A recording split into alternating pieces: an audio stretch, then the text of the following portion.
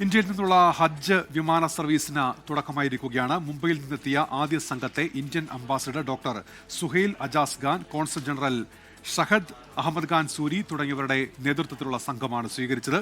തീർത്ഥാടകർക്കുള്ള എല്ലാ സൗകര്യവും ഒരുക്കിയിട്ടുണ്ടെന്ന് Indian ambassador പറഞ്ഞു. മദീനയിൽ നിന്ന് ജലീൽ കണ്ണമംഗലം തയ്യാറാക്കിയ റിപ്പോർട്ടിലേക്കാണ്. ഇന്ത്യയിൽ നിന്നുള്ള ഹജ്ജ് വിമാന സർവീസ് ഇന്ന് ആരംഭിച്ചിരിക്കുകയാണ്. മുംബൈയിൽ നിന്നുള്ള ആദ്യ വിമാനം മദീന വിമാനത്താവളത്തിലെത്തി. മദീന വിമാനത്താവളത്തിൽ തീർത്ഥാടകരെ സ്വീകരിക്കാൻ ഇന്ത്യൻ അംബാസിഡറും കോൺസൽ ജനറലും അതോടൊപ്പം തന്നെ സൗദി ഹജ്ജ് ഉംറ മന്ത്രാലയം പ്രതിനിധികളും എല്ലാം എത്തിയിരുന്നു. തീർത്ഥാടകർക്ക് വളരെ വിപുലമായ സൗകര്യങ്ങളാണ് മക്കയിലും മദീനയിലും എല്ലാം ഒരുക്കിയിരിക്കുന്നത്. And today we are expecting overall 10 flights from various embarkation points in India. And we are fully ready. The operations are beginning today, and we are fully prepared to receive and serve our Hajis. And we wish everyone a very, very blessed and successful Hajj. 8 ദിവസമാണ് മദീനയിലെത്തുന്ന തീർത്ഥാടകർ മദീനയിൽ കഴിയുക. 8 ദിവസത്തിന് ശേഷം തീർത്ഥാടകർ ഹജ്ജ് കർമ്മങ്ങളുടെ ഭാഗമായി മക്കയിലേക്ക് പോകും. കേരളത്തിൽ നിന്നുള്ള ഹജ്ജ് വിമാന സർവീസ് ആരംഭിക്കുന്നത് ഏപ്രിൽ 30-നാണ്. 1,75,000-ഓളം തീർത്ഥാടകരാണ് ഇത്തവണ ഇന്ത്യയിൽ നിന്നും ഹജ്ജ് നിർവഹിക്കുന്നത്.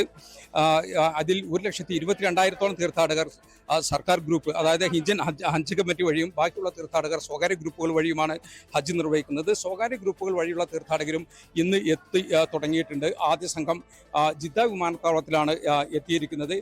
All our ladies without mahrams will be accommodated separately in Makkah and Medina. In addition to that, they will have a dedicated branch, and concerned officers will take care of their grievances here. In addition to that, this year, we going by the local laws, we are also implementing male and female segregation accommodation. There would be complete segregation of male and female, but the families, the covers will all reside in the same building. ഈ May 20 വരെ തീർത്ഥാടകരുടെ ഈ വരവ് തുടരും. ഹജ്ജ് കർമ്മങ്ങൾ നടക്കുന്നത് May അവസാനമാണ്.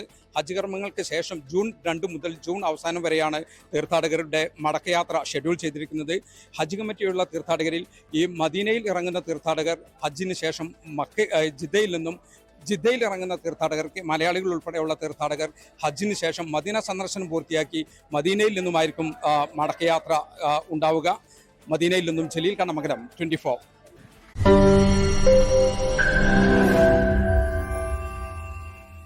ലോകത്തെവിടെയായാലും ഏത് സമയത്തും 24 വാർത്തകളും ഓഗ്മെന്റഡ് റിയാലിറ്റി പാക്കേജുകളും എക്സ്പ്ലെയിനറുകളും വിശദമായി കാണാൻ ഞങ്ങളുടെ യൂട്യൂബ് ചാനൽ നിങ്ങൾക്ക് സബ്സ്ക്രൈബ് ചെയ്യാം.